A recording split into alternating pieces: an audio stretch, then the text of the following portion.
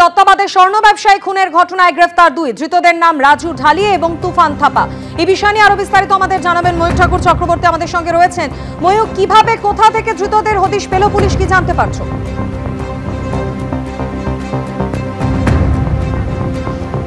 দেখো, গত বৃহস্পতিবার দিন স্বর্ণ ব্যবসায়ীর দেহ সেটা যাত্রাগাছির সামনে পাওয়া যায়। ক্ষতবিক্ষত অবস্থায় ওই স্বর্ণ ব্যবসায়ীর দেহ পাওয়া যায় এবং তারপর পুলিশি তদন্ত শুরু হয়।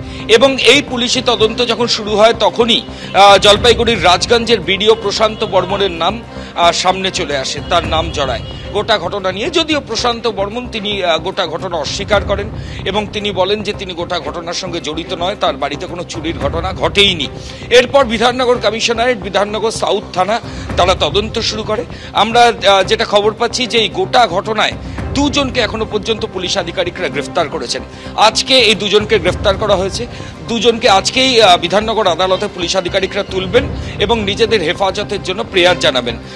এবং এই দুজনের মধ্যে একজন, সে হচ্ছে গাড়ির চালক, অর্থাৎ একটা সাদা রঙের গাড়ি, যে গাড়িতে করে দুজনকে অপহরণ করে নিয়ে যাওয়া হয়েছিল, একজন স্বর্ণ ব্যবসায়ী এবং বাড়ির মালিক। তার মধ্যে যিনি স্বর্ণ ব্যবসায়ী এবং বাড়ির মালিক, তাদেরকে যে সাদা গাড়িতে চালিয়ে নিয়ে যাওয়া হয়েছিল সেই সাদা গাড়ির যিনি চালক, তাকে গ্রেফতার করা হয়েছে। এবং তার পাশাপাশি আরও একজন যিনি সঙ্গে ছিলেন ওই দিন ঘটনাস্থলে, তাকেও কিন্তু পুলিশ আধিকারিকরা অ্যারেস্ট করেছেন।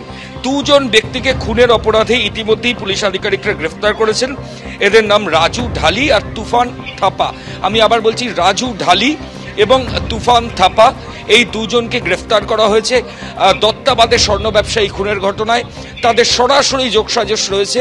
এদের মধ্যে একজন গাড়ির চালক এবং আর একজন তিনি কন্ট্রাক্টর, উত্তরবঙ্গের জলপাইগুড়ির। এখনো পর্যন্ত এমনই খবর পাওয়া যাচ্ছে। এই দুজনের সঙ্গে বিডিওর যোগ আছে কিনা সেটা আর কিছুক্ষণের মধ্যেই পুরো বিষয়টা স্পষ্ট হবে। এখনো আমরা সেটা বলছি না, কিন্তু যেটা এখনো পর্যন্ত জানা যাচ্ছে, রাজু ঢালি এবং তুফান থাপা দত্তাবাদে খুনের ঘটনায় সরাসরি যুক্ত এবং তাদেরকে পুলিশ আধিকারিকরা কিছুক্ষণ আগে অ্যারেস্ট করেছেন। এই ঘটনায় আরও বেশ কয়েকজন ইনভলভড আছেন এমনটাই পুলিশ আধিকারিকরা মনে করছেন। এই দুজনকে আর কিছুক্ষণের মধ্যেই বিধাননগর আদালতে তোলা হবে। তারপর নিজেদের হেফাজতের জন্য পুলিশ আধিকারিকরা আবেদন জানাবেন এবং তারপর হয়তো বাকি ছবিটা স্পষ্ট হবে। আমি আমাদের ক্যামেরা পার্সন পার্থকে বলবো দেখানোর জন্য। দেখো, আমরা বিধাননগর দক্ষিণ থানার সামনে রয়েছি। এই মুহূর্তে ভেতরে ইন্টারোগেশন প্রক্রিয়া চলছে। পুলিশের যারা সিনিয়র অফিসার তারা ভেতরে রয়েছেন এবং তারা ওই গাড়ির চালক এবং আরেকজন যে রয়েছেন তাদের দুজনকে টানা জিজ্ঞাসাবাদ করছেন। দত্তাবাদের স্বর্ণ ব্যবসায়ী স্বপন কামিল্লা খুনের ঘটনায় ময়ূক, তুমি যেমনটা আমাদের জানাচ্ছিলে, দুজনকে মুখোমুখি বসিয়ে জেরা করা হচ্ছে। এই জেরা করার পর কি কি তথ্য সামনে আসে নজর থাকবে সেদিকে। আপাতত ময়ূক, ধন্যবাদ। কলকাতায় পা রাখলেন বিশ্বজয়ী বাঙালি ক্রিকেটার রিচা ঘোষ। যে মুহূর্তে কলকাতা বিমানবন্দরে এসে পৌঁছলেন সেই মুহূর্তের ছবি আপনাদের সামনে রেখেছি।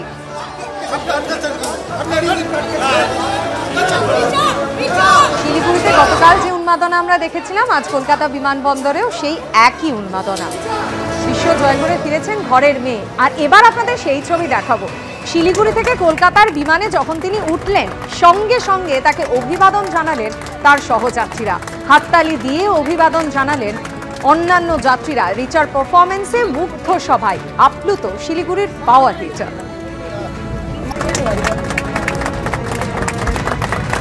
এনিউমারেশন ফর্ম বিলি নিয়ে একের পর এক অভিযোগ উঠছে দায়িত্বপ্রাপ্ত বিএলওদের বিরুদ্ধে।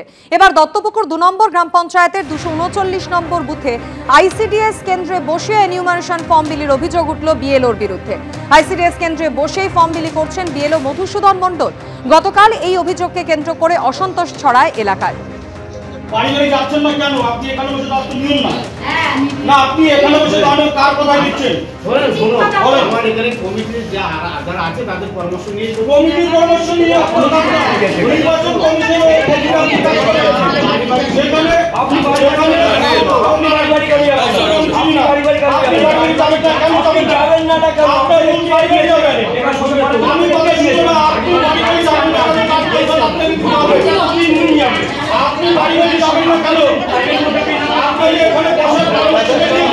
অসন্তোষের মুখে পরে বাড়ি বাড়ি গিয়েই এনিউমারেশন ফর্ম বিলি করেন বিএলও। আইসিডিএস কেন্দ্রে বসে ফর্ম বিলির অভিযোগ যদিও অস্বীকার করেছেন ওই বুথ লেভেল অফিসার। কোনোদিন আইসিডি স্কুলে আজকে আমরা কোনো শটিং করার জন্য বসেছিলাম। আমরা রোজই পাড়াতে যাচ্ছি, গতকালে গিয়েছিলাম, তার আগের দিনও গিয়েছিলাম। আজকে শটিং করার জন্য ওখানে বসেছি, মানে পাড়ায় দেওয়ার সুবিধার জন্য। মানে বাঁশ ফর্ম তো অসুবিধা হয়, টেনে বের করতে গেলে হারিয়ে যাবে রাস্তায়। তাই জন্য ওখানে বসে আমরা সবাই যারা আছি আলোচনা করে যে শটিং করে নেই এইগুলো। এই গ্রামের লোক যেমন দু একজন ঢুকে পড়লো, হুক ঢুকে পড়লো, এই হচ্ছে ব্যাপার, আর কিছু কোনো ব্যাপার না। প্রত্যেক ডোর টু ডোর যাওয়ার নিয়ম আর আমরা জানি, ট্রেনিং দিয়ে এসেছি।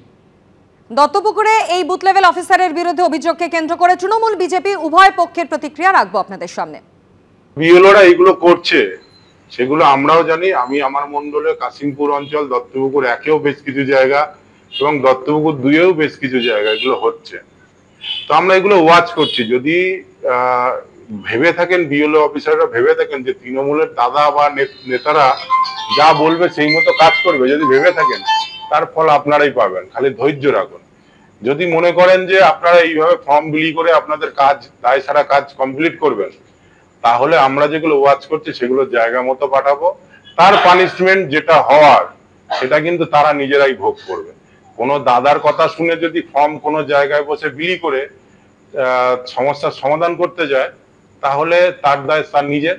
তার যদি চাকরির সমস্যা, সেটা তার নিজেরই দায়। এলাকাবাসীর ক্ষোভ কিনা বলতে পারবো না। এলাকাবাসীর ক্ষোভ হলে পরে সবার প্রথমে আমরা জানতে পারতাম, আমাদের কাছে আসতো।